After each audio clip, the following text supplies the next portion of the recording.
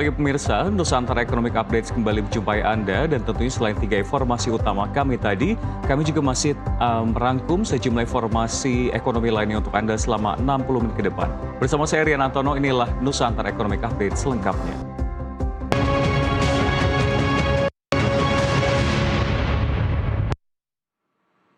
Kita ke informasi yang pertama pemirsa, perajin anyaman bambu di Muntuk Delinggo, Bantul mengalami lonjakan pesanan drastis menjelang Lebaran.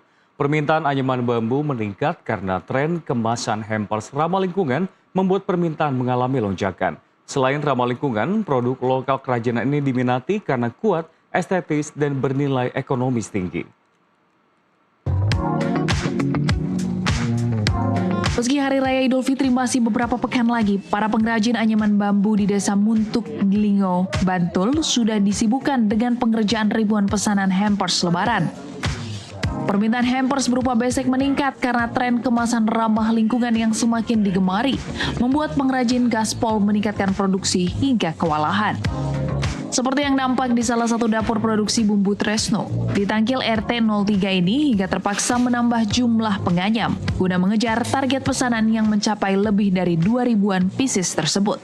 Salah satu pengrajin menuturkan dalam memenuhi pesanan menjelang Lebaran ini, dirinya hanya memproduksi sesuai pesanan saja, di mana dalam satu paket seharga 200 ribuan, berisi satu boneka dan perlengkapan kecantikan. Lebaran ini isinya boneka sama skincare. Kalau itu isinya itu sesuai pesanan atau? Iya, sesuai pesanan. Atau ada paket sendiri, Pak? Belum, kita bikinnya sesuai pesanan dulu. Sementara itu menurut Margareta Ade Oktarina Wardani, pemilik rumah produksi bambu Tresno mengaku setiap menjelang Lebaran permintaan hampers anyaman bambu naik tajam, terutama untuk kebutuhan parsel Lebaran. Agar dapat memenuhi pesanan selesai tepat waktu, pihaknya menambah karyawan dengan memperkerjakan warga sekitar dengan tugas yang berbeda-beda. Kalau untuk musim Lebaran ini biasanya banyak sekali permintaan, tidak seperti hari biasa.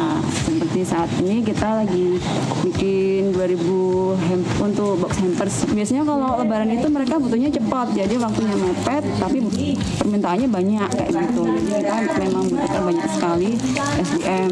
Jadi sepertinya ini tren saat ini ya. Jadi kalau untuk customer sekarang lebih pintar untuk memilih bahan yang ramah lingkungan. Pohonnya sendiri itu waktu tebangnya juga tidak begitu lama seperti kayu, dan dia kalau sudah ditebang itu akan tumbuh kembali. Jadi dia sustainable sifatnya. Jadi benar-benar go green dan juga bermanfaat. Masing-masing pekerja memiliki tugas berbeda. Ada yang menyiapkan belahan bambu, ada yang bertugas menipiskan bilahan bambu, menganyam, serta proses finishing dan pengemasan.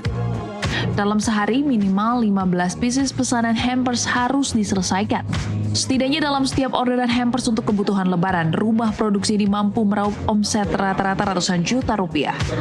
Dusun Tangkil, Kelurahan Muntuk ini memang terkenal sebagai desa pengrajin bambu. Hingga saat ini tercatat masih ada ratusan pengrajin yang masih eksis. Dengan produk unggulan yang diproduksi meliputi besek, ranjang, kap lampu, tambir, hingga tas anyaman. Setidaknya industri rumahan ini memberikan kontribusi signifikan terhadap pendapatan keluarga di tingkat pengrajin. Unggulan produk anyaman bambu sendiri kini banyak diminati konsumen.